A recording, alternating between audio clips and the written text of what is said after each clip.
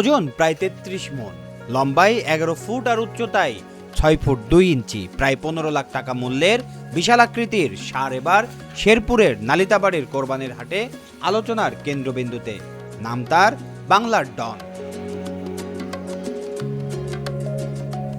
প্রতিদিন বাংলার ডনের জন্য প্রয়োজন 80 কেজি ঘাস, সঙ্গে খোল, ভুসি আর ভুট্টার গুঁড়া সহ আরও প্রয়োজন 20 কেজি খাবার। শুধু তাই নয়, দিনে 3 থেকে 4 বার গোসলও করানো হয় তাকে। ষাঁড়টিকে পরিবারের সদস্যের মতোই যত্ন করেন খামারের কর্মীরা। এই খামারে আমরা কাজ করি, এই গরু দিকে আমরা অন্তর ভরে থাকা। এই যে বাংলার ডন, এটা তো সবাই আয়া খেলে প্রতিদিন ভিডিও করতে, কিন্তু আমরা এই গরু রাইতে দিনে 24 ঘন্টায় আমরা কিন্তু খেজমত করি, যে আমরা মন অনেক সৌন্দর্য লাগে। এইটার মতো বড় গরু শেরপুর ডিস্ট্রিক্টের মধ্যে নাই।